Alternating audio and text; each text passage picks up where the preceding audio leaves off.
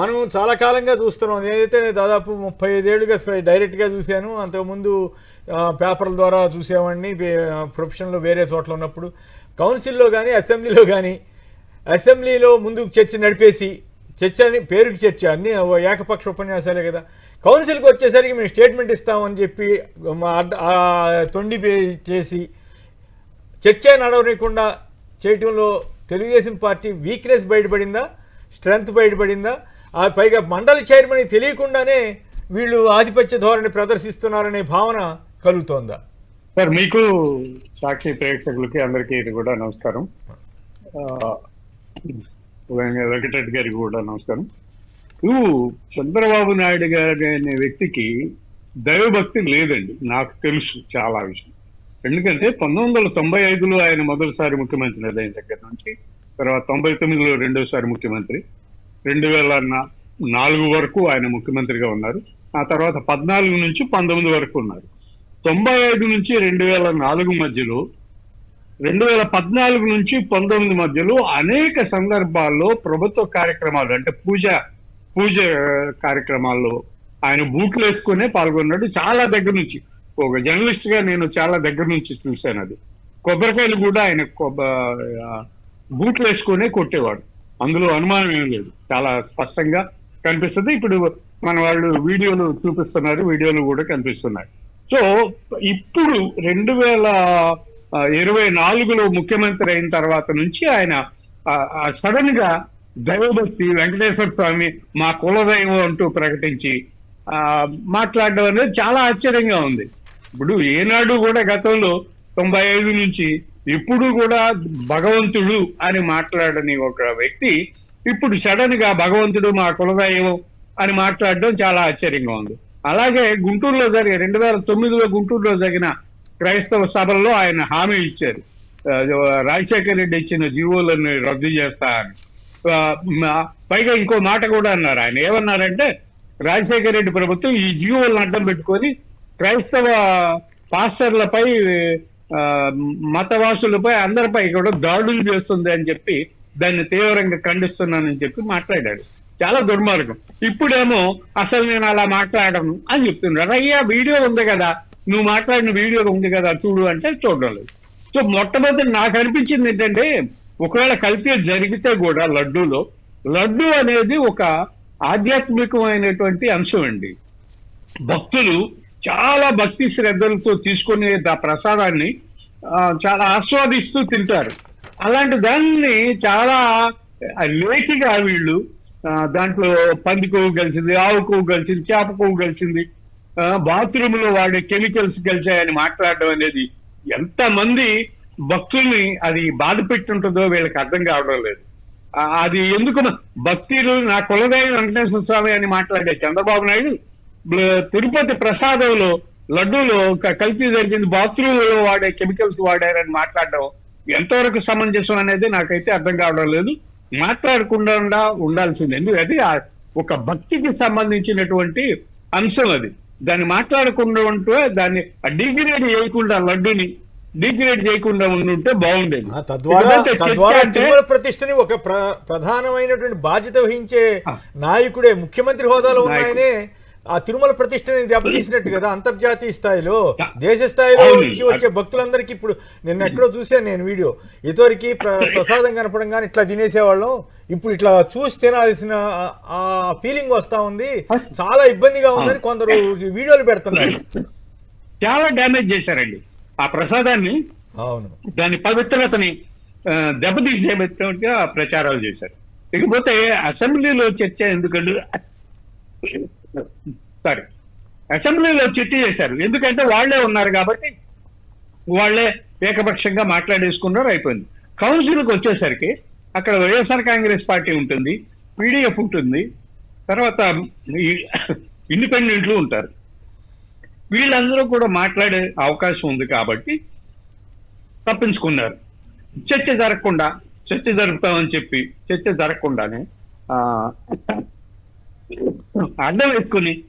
అడ్డం తిరిగేసి, నోరు వేసుకొని మాట్లాడేసి, అరిచేసి, గెంతులేసి చేశారు. ఇది చాలా దారుణం.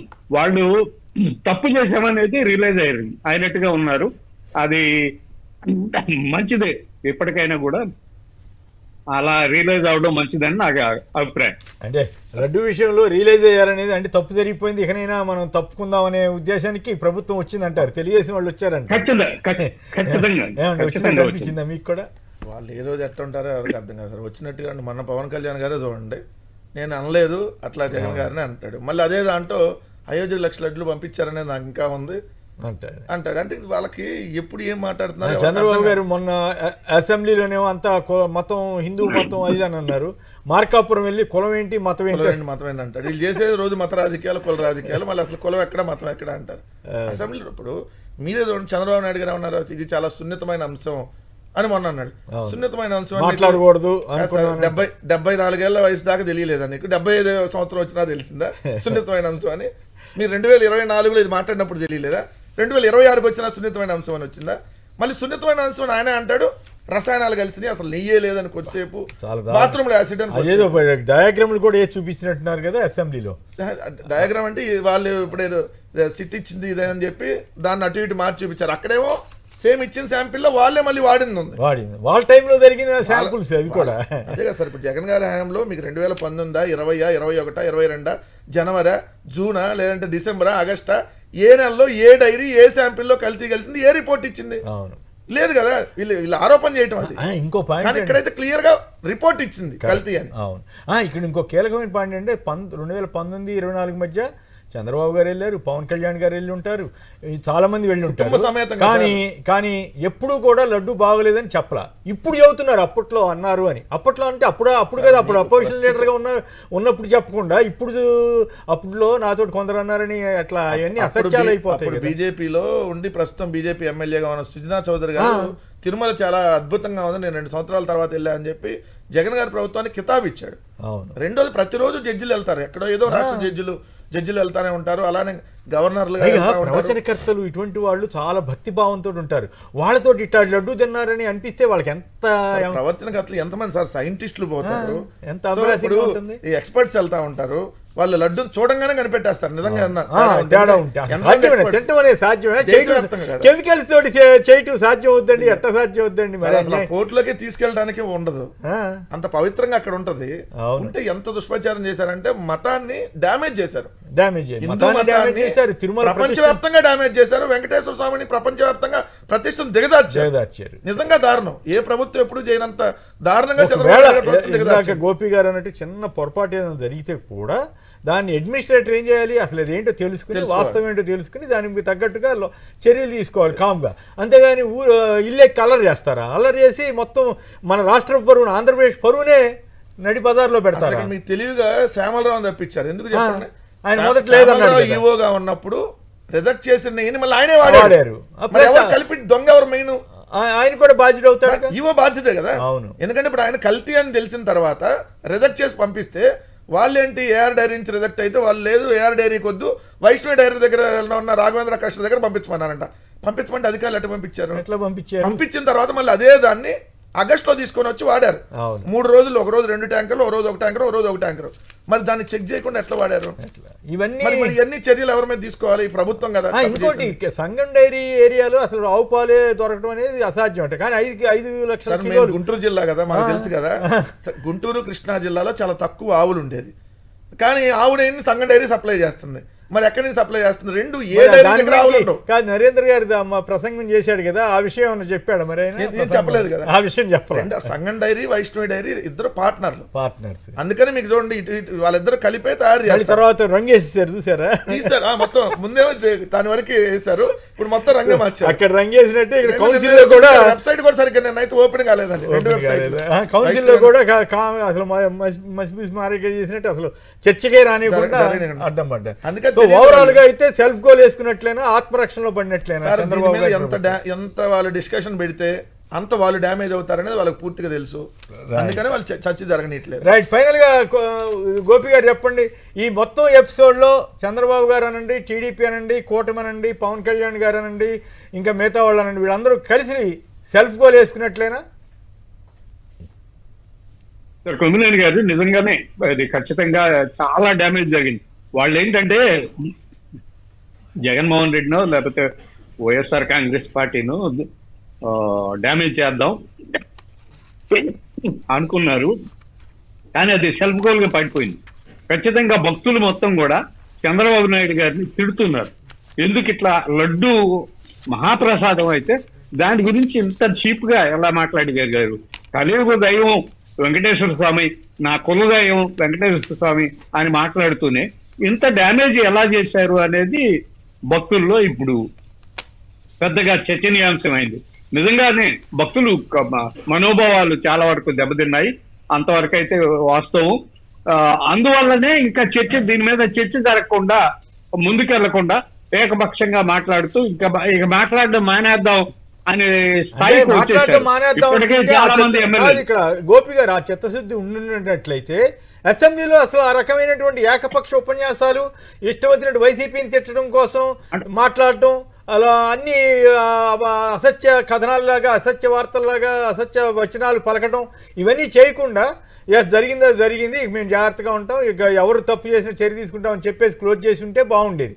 అది చేయకపోగా అక్కడేమో ఇష్టం వచ్చినట్లు మాట్లాడారు. కౌన్సిల్కి వచ్చేసరికి అసలు వైసీపీ వాళ్ళని ఎవరిని మాట్లాడినట్ల. అంటే దీని అర్థం మొత్తం తప్పు చేసినట్టు ఒప్పుకున్నట్టే కదా చంద్రబాబు గారి సర్కారు. తప్పు చేసామని ఒప్పుకొని ఇప్పటికే 10 రోజులు అయిందండి. 10 రోజుల క్రితం చంద్రబాబు నాయుడు గారు మాట్లాడుతూనే ఇక దీని గురించి మాట్లాడొద్దు అనేసాడు.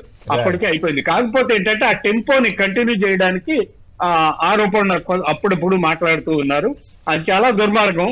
నిజంగా భక్తులు ఎవరు కూడా చంద్రబాబు నాయుడిని ఈ విషయంలో క్షమించే పరిస్థితి అయితే లేదు. ఇప్పటికే చాలా వ్యతిరేకత వచ్చింది. భక్తులు బూతులు తిట్టే పరిస్థితికి వచ్చేసారు.